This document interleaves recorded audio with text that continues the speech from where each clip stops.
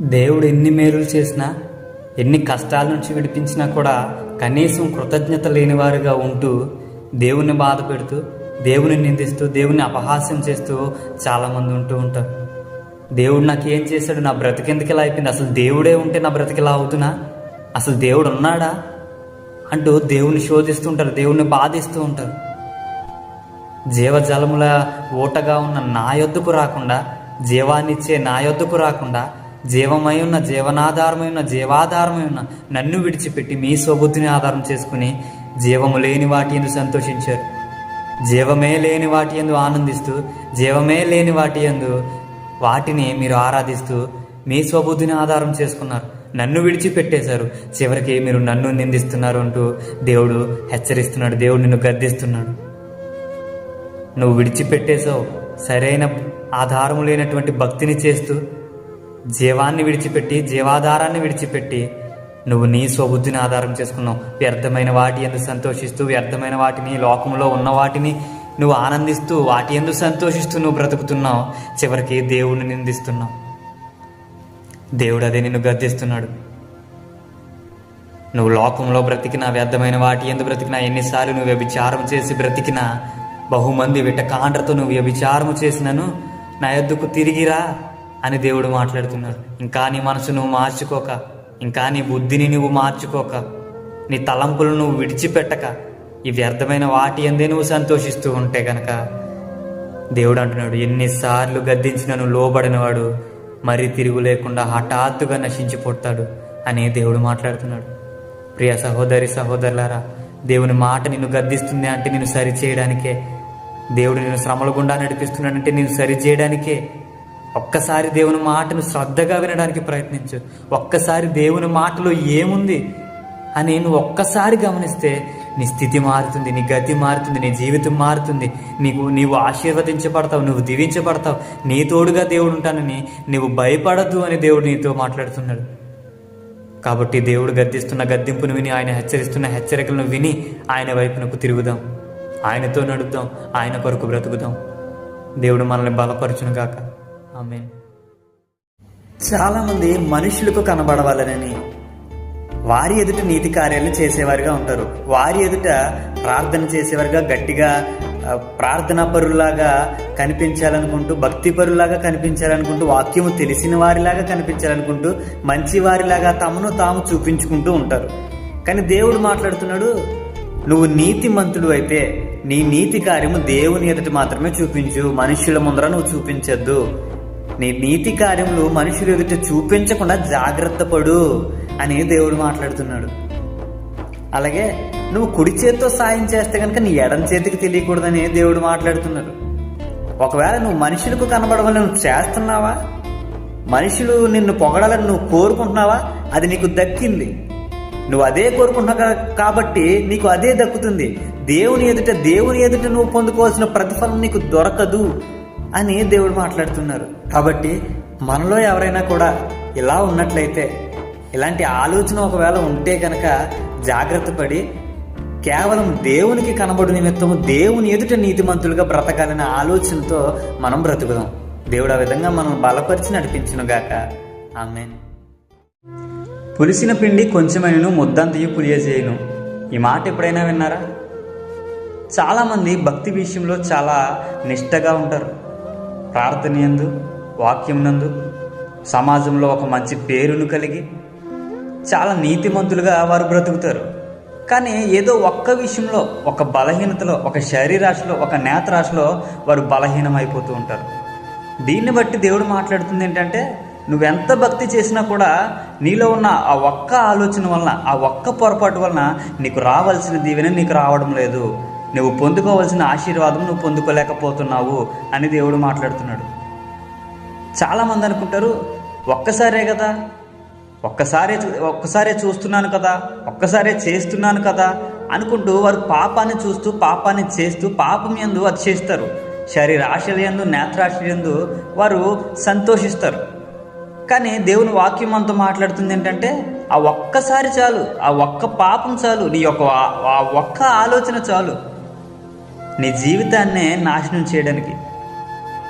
కావున ప్రియ సహోదరి సహోదరులారా, పాపాన్ని ఏ విధంగా జయించగలం మనం అంటే కనుక కేవలం మన ఆలోచనలో అది మనకు వచ్చినప్పుడే జయించాలి. మన ఆలోచనలో మనం దాన్ని చంపగలిగితేనే మన క్రియలలో అది రాకుండా ఉంటుంది. అదేవిధంగా దేవుడు ఇంకొక మాట మాట్లాడుతూ అంటారు, నీ కన్నులతో చూసేదాన్ని బట్టే నీ దేహం అంతయు కూడా చెడుగా మారుతుంది. నీ కన్ను చెడునదైతే నీ దేహం అంతయు చెడిపోతుంది అని దేవుడు మాట్లాడుతున్నారు. కావున మనం చూసే వాటిని బట్టి, మనం వినే వాటిని బట్టి, మన యొక్క సహవాసాన్ని బట్టి, ప్రతి దాన్ని బట్టి కూడా మనం జాగ్రత్తగా ఉండాలి. జాగ్రత్తగా ఉండు అని దేవుడు హెచ్చరిస్తున్నాడు. మనలో పులిసిన పిండి లేకుండా, కపటమైన మనసు లేకుండా, నిష్కాపట్యమును నిష్కల్మషమైన మనసును కలవారమై, నిస్వార్థము గలవారమై, దేవుని యొక్క మనసు కలవారమై, దేవుని యొక్క ప్రేమ కలవారమై, పవిత్రత కలవారమై, ప్రతి స్థలమందును కూడా దేవుని యొక్క ఆలోచన కలిగి జీవించే వారంగా ఉందాం. దేవుడు మనల్ని అందరినీ ఆ విధంగా మనల్ని బలపరచునుగాక. ఆమేన్. సరిహద్దు లేనటువంటి దేశం ఎలా అయితే ఉంటుందో, ప్రాకారం లేనటువంటి దేశం ఎలా అయితే ఉంటుందో, ఆర్మీ సోల్జర్స్ లాంటి వాళ్ళు లేకుండా ఒక దేశం ఎలా అయితే ఉంటుందో, తన మనస్సును అణుచుకునలేని వాడి స్థితి కూడా అలాగే ఉంటుందని దేవుడి మాట మనతో మాట్లాడుతుంది. ఆలోచనను అదుపు చేసుకోలేక, మనస్సును తన కంట్రోల్లో ఉంచుకునలేక, తన మనస్సును తను స్వాధీనపరుచుకునలేనివాడు కేవలం ఒక నశించిపోయిన ఆత్మతో సమానం. నరకంలో నశించిపోయే ఆత్మలు ఎలా అయితే ఉన్నాయో వారి పరిస్థితి కూడా అలానే ఉంటుంది. చాలామందికి చాలా ఆలోచనలు వస్తాయి. కొందరికి కోపంలో తమ మనసును స్వాధీనపరచుకోలేరు. కొందరు కోరికల విషయంలో, ఆశల విషయంలో తన మనసును తన వశంలో ఉంచుకోలేరు. కొందరు స్త్రీల విషయంలో, కొందరు ధనం విషయంలో, కొందరు ఇంకొన్ని విషయాల్లో వారి మనసును వారు వాళ్ళ కంట్రోల్లో ఉంచుకోలేరు. ఆలోచనలు వస్తున్నాయంటూ, కోరికలు వస్తున్నాయంటూ వాటిని నేను ఎదిరించలేకపోతున్నాను అంటూ వాటిలో మునిగిపోతారు, వాటిలో పడిపోతారు. అయితే కొందరు భక్తులను చూసి వివేకం కలిగి మనం మన ప్రవర్తనను మార్చుకుందాం, మన ఆలోచనను మార్చుకుందాం. మోషే తన కోపాన్ని అణుచుకొనలేక వాగ్దాన దేశానికి వెళ్ళలేకపోయాడు, వాగ్దాన దేశానికి చూడలేకపోయాడు. సంసోన్ని చూస్తే స్త్రీల విషయంలో తన మనసును అంచుకోలేక బలహీనుడైపోయాడు, తన ఆలోచనని స్వాధీనపరచుకోలేకపోయాడు, నశించిపోయాడు, తన బతుకే నశించిపోయింది. ఇస్కరియోతు యోధాని జ్ఞాపకం చేసుకుంటే ధనం విషయంలో తన మనసును స్వాధీనపరచుకోలేకపోయాడు, తన మనసును తను కంట్రోల్ చేసుకోలేక ధనానికి లొంగిపోయాడు, తన జీవితమే నశించిపోయింది. మరి మనం దేని విషయంలో మనం లొంగిపోతున్నాం? ఏ విషయంలో మన ఆలోచన బలహీనంగా ఉంటుంది? ఏ విషయాల్లో మన ఆలోచన దేవుడికి విరోధంగా ఉంటుంది? జ్ఞాపకం చేసుకుందాం. వివేకం కలిగిన వాడైతే తన ప్రవర్తన ఎలా ఉంది అని కనిపెట్టుకుంటూ ఉంటారంట. తన ఆలోచన ఎలా ఉంది, తన భక్తి ఎలా ఉంది, తన ప్రవర్తన ఎలా ఉంది, తన క్రియలు ఎలా ఉన్నాయి, తన మనసు దేనిపైన ఉంటుంది అని వివేకం కలిగిన వారు ఆలోచిస్తారంట. మరి నువ్వు నేను వివేకం కలిగి బ్రతుకుతున్నామా? వివేకంలో ఎదుగుతున్నామా? వివేచన కలిగి జీవిస్తున్నామా? ఒకవేళ ఇప్పటి వరకు మనం ఆ విధంగా బ్రతకకపోతే, మన ఆలోచన మనం కంట్రోల్ చేసుకోలేని వారముగా ఉంటే కనుక దేవుణ్ణి అడిగి ఇంద్రియ నిగ్రహం గల ఆత్మను మనం పొందుకుని ఉన్నాము కనుక ఇంకనూ ఆత్మ యొక్క ప్రేరేపణతో, ఆత్మ యొక్క ఆలోచనతో, ఆత్మ యొక్క తలంపులతో జీవిద్దాం. దేవుడు మనలందరినీ ఆ విధంగా బలపరిచి నడిపించునుగాక. ఆమేన్. పై భక్తి చేస్తూ భక్తి అనే ముసుగులో ఉంటూ సున్నము కొట్టిన సమాధి ఎలా అయితే ఉంటుందో నువ్వు కూడా అలాగే ఉంటున్నావు.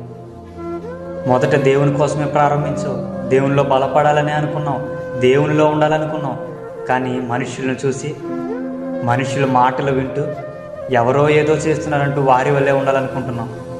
నీ భక్తి ఏమైపోయింది? ఎలా అయితే నువ్వు ఉపదేశం విన్నావో, ఎలా అయితే మొదట నువ్వు ఉపదేశాన్ని పొందావో, దేవునిలో ఉండాలని ఎలా అయితే అనుకున్నావో ఆ క్రియలు ఏమైపోయినాయి? ఆ భక్తి ఏమైపోయింది? నువ్వు దేన్నైతే మొదట పొందుకున్నావో దాన్ని కలిగి జీవించు. నువ్వు సమయం ఉండగానే నువ్వు మారు మనసు పొందు అని దేవుడు మాట్లాడుతున్నాడు. మనుషులను చూసి, మనుషులు పెట్టిన పద్ధతులను బట్టి నేర్చుకుంటున్నావు, కానీ నువ్వు పొందుకున్న ఉపదేశం ఏమైపోయింది?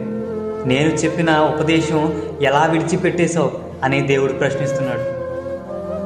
ఒకవేళ నిజంగా నువ్వు మానకుండా నిజంగా ప్రార్థన చేసేవాడైతే నీ ప్రార్థన పెదవులతో చేసేది కాదు, నీ ప్రేమ పెదవులతో చూపించేది కాదు, మాటల్లో చూపించేది కాదు, నీ క్రియలు కేవలం మనుషులను బట్టి నేర్చుకున్నది కాదు, కానీ దేవుని కొరకు నిలబడాలి, దేవుని కొరకు బ్రతకాలి, దేవుని కొరకు నేను జీవించాలి, దేవుని ఆలోచన కలిగి బ్రతకాలి, ఆత్మ యొక్క ప్రేరేపణతో బ్రతకాలి అన్న తలంపులు నీలో ఉండాలి. సమయం ఉండగానే మారు మనసు పొందు. మారు మనసు పొందడానికి నేను నీకు సమయాన్ని ఇచ్చానని దేవుడు అంటున్నాడు. ఒకవేళ ఆ సమయంలో నువ్వు మారు మనసు పొందలేదా, జ్ఞాపకం చేసుకోవడానికి కూడా నీ పేరు కూడా ఉండకుండా తుడిచిపెట్టేస్తానని దేవుడు అంటున్నాడు. ప్రియ సహోదరి సహోదరులారా, సమయం ఉండగానే సమయమును పోనీయక సద్వినియోగము చేసుకొనొచ్చు. మన మనస్సులను దేవుని వైపునకు త్రిప్పుకుందాం. అపవిత్రమైన ఆలోచనలతో, వ్యర్థమైన తలంపులతో, ఈ లోకపరమైన ఆలోచనలతో, కేవలం మనుషులను చూస్తూ మనుషుల కొరకు భక్తి చేసేవారం కాదు, మనుషులను మెప్పించేటువంటి భక్తి చేసేవారం కాదు, కానీ దేవుని కొరకు జీవిద్దాం. మనల్ని అందరినీ దేవుడు బలపరిచి నడిపించును గాక. ఆమేన్. దేవుడు ఆత్మస్వరూపి కనుక ఆరాధించే వారందరూ కూడా ఆత్మతోనూ సత్యంతోనూ ఆరాధించాలని దేవుడు వాక్యం మనతో మాట్లాడుతుంది. అయితే ఆత్మ సంబంధులు ఎలా ఉంటారు, శరీర సంబంధులు ఎలా ఉంటారు అని ఒక వాక్యాన్ని బట్టి మనం తెలుసుకుందాం. ఆత్మ సంబంధులు అయితే దేవుని రాజ్యాన్ని కోసం, దేవుని నీతిని కోసం, దేవుని యొక్క సత్యాన్ని కోసం, దేవుని యొక్క న్యాయాన్ని కోసం వెదికేవారిగా ఉంటారని, శరీర సంబంధులు అయితే ఏమి తిందాము, ఏమి త్రాగుదాము, ఏ బట్టలు ధరించుకుందాం, ఎలా జీవిద్దాము, ఈ లోక సంబంధమైన విషయాల కొరకు మాత్రమే, శరీర సంబంధమైన విషయాల కొరకు మాత్రమే ఆలోచిస్తారని దేవుడు మనతో మాట్లాడు. ఇప్పుడు కూడా ఈ లోక సంబంధమైన తలంపులతోనే వ్యర్థమైన వాటిని చూస్తూ, వ్యర్థమైన వాటి యందు మన మనస్సులను ఉంచుకొని వాటి యందు సంతోషిస్తున్నాం, వాటి యందు ఆనందిస్తున్నాం, వాటినే ఆరాధిస్తున్నాం. ముఖ్యంగా చెప్పాలంటే ధనాన్ని ఎక్కువగా ఇష్టపడుతున్నాం. దేవునికి ధనానికి ఏది డిఫరెన్స్ లేదన్నట్టుగా ధనాన్ని ఎక్కువగా ప్రేమిస్తున్నాం. దేవుడు ఎక్కువ, ధనం ఎక్కువ అంటే ధనమే ఎక్కువ. మనిషి కంటే కూడా, దేవుని కంటే కూడా మనకి డబ్బే ఎక్కువ అన్నట్లుగా మనం మారిపోయాం. కానీ దేవుడు మాట్లాడుతున్నాడు, ఈ లోకమందు నువ్వు ధనాన్ని కూర్చుకోవద్దు, ఈ లోకంలో ధనము పాడైపోతుంది, కానీ పరలోకమందు నీ యొక్క ధనాన్ని కూర్చుకో, నీ యొక్క ధనాన్ని సంపాదించుకో. ఆత్మ సంబంధులు ఎలాగో ఆలోచిస్తారు అని దేవుని వాక్యము మనతో మాట్లాడుతుంది. కనుక ఆత్మ సంబంధులైన ప్రతి ఒక్కరు కూడా ఈ లోకం వరకు కాకుండా, ఈ లోకంలో ఉన్న వాటి కొరకు కాకుండా, దేవుని సంబంధి అయిన వాడు దేవుని యొక్క ఆలోచనలు కలిగి దేవుని యొక్క ఉద్దేశాన్ని నెరవేర్చేవాడిగా పరలోక రాజ్యంలో ధనాన్ని కూర్చుకునేందుకు ఆసక్తి కలిగి మరి శ్రమ పడతారు కనుక, పాటు పడతారు కనుక ఆ విధంగా ప్రతి ఒక్కరు ఉండాలని మిమ్మల్ని హెచ్చరిస్తున్నాను. మనమందరం కూడా దేవునిలో అలాగూ దేవుని యొక్క ఆత్మను కలిగి బ్రతుకుతాం. మనలందరినీ దేవుడు బలపరిచి నడిపించి ఆశీర్వదించునుగాక. Amen. Hello my dear brothers and sisters, ఎలా ఉన్నారు? Praise the lord. ఈ దినమున దేవుడు మీతో ఒక విషయం చెప్పాలని ఆశపడుతున్నాడు. అదేంటంటే, నీ సహోదరునికి కానీ, నీ బంధువులకి కానీ, నీ కుటుంబానికి కానీ, నీ నైబర్స్కి కానీ, నీ కొలీగ్స్కి కానీ, ఎవరికైనా కూడా నీలో ఒక నచ్చని విషయం ఉంటే గనక అది మానుకో, అది విడిచిపెట్టు అని దేవుడు చెప్తున్నాడు. ఇంకా లోతుగా చెప్పాలంటే, నువ్వు ఎదుటివారిని ట్రీట్ చేసే విధానం, నీ మాట విధానం, ఎదుటివారితో ఉండే విధానం, నీ ప్రవర్తన తీరు, వీటన్నిటి విషయంలో ఎదుటివారికి నచ్చకుండా నీలో ఉన్నట్లయితే కనుక వాటిని విడిచిపెట్టు. నీ సహోదరునికి విరోధంగా ఉన్న ప్రతి కార్యమును విడిచిపెట్టమని, దాన్ని వదిలివేయమని దేవుడు మాట్లాడుతున్నాడు, నీతో చెప్తున్నాడు ఈ దినమున. ఎందుకు అని అంటే, కంటికి కనిపించేటువంటి ఒక మనిషిని నీవు ప్రేమించలేకపోతే గనక, కంటికి కనిపించినటువంటి దేవుని ప్రేమిస్తున్నానని నీవు చెప్తే గనక నీవు అబద్ధికుడివి అని దేవుడు మాట్లాడుతున్నాడు. నేనింతే, నేను ఇలానే ఉంటా, నేను నాలానే ఉంటా, నేను ఎవరి మాట వినను అని నీవు అన్నట్లయితే ఆ మాటలో ప్రేమ కనిపిస్తుందా? నిన్ను వలె నీ పొరుగు అని ప్రేమించవలను అని దేవుడు చెప్తున్నాడు కదా. నీకెన్ని వాల్యూస్ అండ్ ఎథిక్స్ ఉంటాయో ఎదుటివారికి కూడా అన్నే వాల్యూస్ అండ్ ఎథిక్స్ ఉంటాయి. మనిషిని మనిషిగా ప్రేమిద్దాం, దేవుని ప్రేమను కలిగి జీవిద్దాం. ఆమేన్.